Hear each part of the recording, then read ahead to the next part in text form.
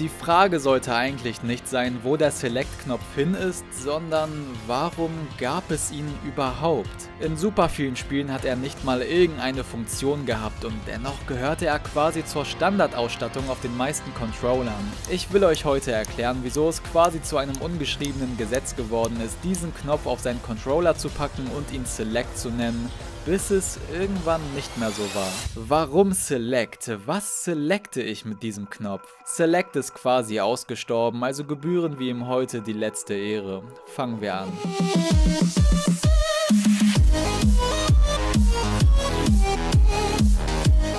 Bevor wir anfangen aber eine kleine Nachricht vom Sponsor des heutigen Videos. Männer. Ich kann euch so nennen, da ich statistisch gesehen wirklich kaum weibliche Zuschauer habe, was wirklich traurig ist, aber heute immerhin ein Vorteil. Dieses Video hier wird von Manscaped gesponsert. Es war tatsächlich noch nie leichter auf sich und seine Gesichtsbehaarung zu achten, als mit dem Beard Hedger Pro Kit von Manscaped. Soll ich euch sagen, was da alles drin ist? Bartshampoo, Conditioner, Öl, Balsam und sonstige Accessoires. Es ist quasi unmöglich, mit diesem Paket nicht fresh auszusehen. Die Hauptattraktion aber natürlich der Beard Hedger an sich. Ein Rasierer, der quasi alles kann, was man braucht. Wasserfest und 20 verschiedene Haarlängen mit ein und demselben Aufsatz. Egal also, ob du so oder so aussiehst, für alles ist gesorgt. Falls es euer Interesse geweckt haben soll, geht jetzt auf manscaped.com und bekommt mit dem Code ULTI 20% Rabatt und kostenlosen Versand. Und jetzt viel Spaß mit dem Video.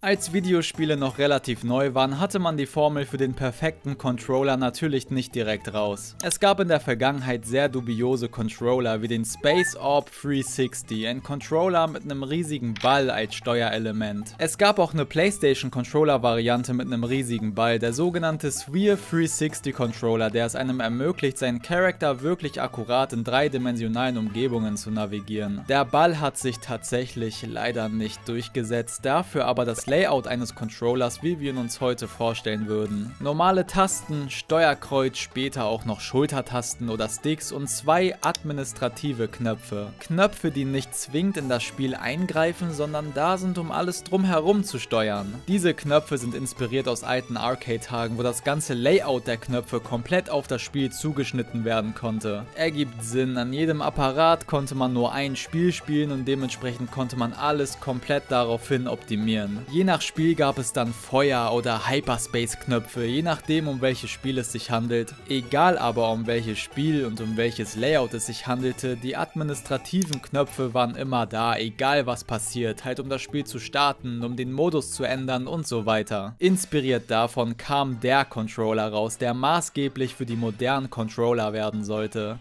Der NES-Controller. Der erste Controller mit einem Start- und Select-Knopf, wie es sich über die Jahre durchgezogen hat. Es gab auch einen Select-Knopf auf dem Atari 2600, jedoch war dieser auf der Konsole drauf und nicht auf dem Controller. Das kann damit begründet werden, dass viele Cartridges viele verschiedene Modi und Spiele zur Auswahl hatten und man mit dem Select-Knopf eben zwischen diesen auswählen konnte. Auf dem NES war die Rollenverteilung auf dem Startbildschirm klar. Mit dem Select-Knopf wählst du deinen Modus aus und mit dem Startknopf startest du das Spiel. In dem Sinne ist der Select-Knopf hier schon so ein wenig unnötig gewesen, da es sowas wie ein Steuerkreuz gibt, also man braucht nicht extra einen Knopf nur um etwas zu selecten, aber in den meisten Spielen haben diese beiden Knöpfe dennoch eine größere Rolle gespielt als nur das. Start war dazu da, um das Spiel zu pausieren und Select war oft dazu da, um eine organisatorische Rolle innerhalb des Games zu spielen, sage ich mal. In Spielen wie Kid Icarus oder Teenage Mutant Ninja Turtles kann man seine Waffe wechseln, in Metroid seine Missile aktivieren, in fucking Tetris kann man seinen Block austauschen. Der Select-Knopf war wichtig für die Spielerfahrung. So wichtig, dass er sogar auf dem Nintendo Power Glove drauf war. Das war ein Handschuh, den man sich anziehen konnte und mit Hilfe von Sensoren, die man im Vorfeld auf dem Fernseher anbringen musste, hat das Spiel gemerkt, wann man gewisse Bewegungen ausführt. In Mario Bros. Kann man beispielsweise springen, indem man den Zeigefinger anwinkelt. Es gibt eine ganze Ninja Gaiden Speedrun-Kategorie namens Power Glove Percent, Content, in dem man das Spiel so schnell mit dem Power Glove durchspielen muss wie möglich. Es gibt nur eine Person auf dem ganzen Leaderboard. Nintendos nächste Konsolen, der Game Boy und das SNES, haben quasi genau dasselbe Tastenlayout, nur dass das SNES jetzt mehr Tasten zur Verfügung hat, der Select-Knopf mit eingeschlossen. Er fing schon hier an, so ein wenig seinen Sinn zu verlieren, man hat kaum noch wirklich etwas mit ihm selected. Der Hauptgrund für seinen Verbleib ist die Rückwärtskompatibilität.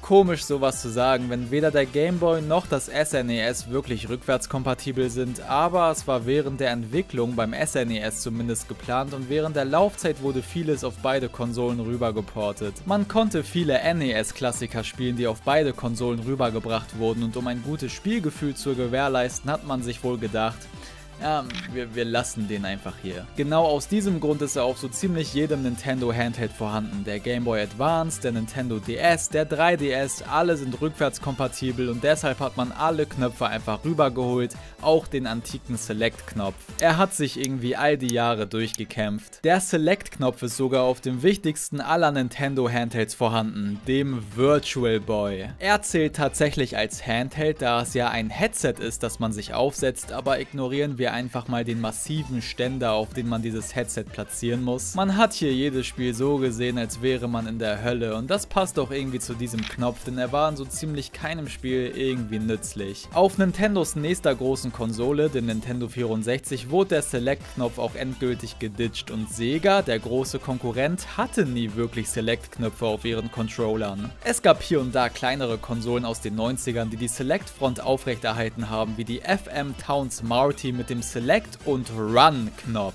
Eine Meta, die tatsächlich existiert hat. Auf dem Controller der NEC PCFX, der meiner Meinung nach komplett hard geht mit den römischen Zahlen, gab es auch ein Select- und ein Run-Knopf. Run ist irgendwie so eine komische Bezeichnung für diesen Knopf und ich bin froh, dass sie sich nicht durchgesetzt hat. Auf den großen Konsolen scheint Select endgültig ausgestorben zu sein.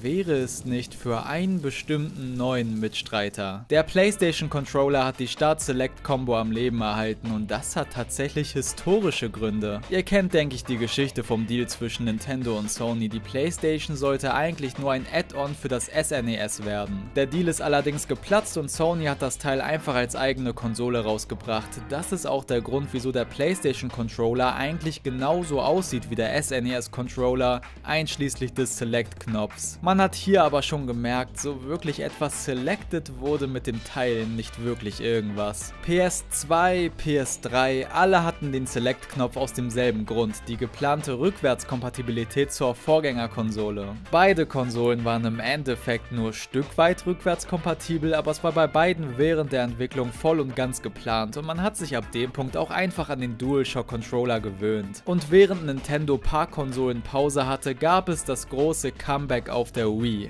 Falls ihr euch jetzt denkt, okay, wo soll hier der Select-Knopf sein, schenkt euch der Classic Controller eventuell etwas Aufklärung, denn hier wurden die Plus- und Minusknöpfe mit Start und Select gebrandet. Abseits davon ist der Classic Controller für die Wii auch der komischste Controller der Welt. Die Sticks sind viel zu nah beieinander, die Schultertasten sind nebeneinander statt hintereinander und hinten gibt es eine Klappe, die man auf und zu machen kann und niemand weiß warum. Was soll das? Ich hasse es. Auf der Wii U dasselbe Spiel. Plus und Minus sind gleichzeitig auch Start und Select. Wieso das gemacht wurde?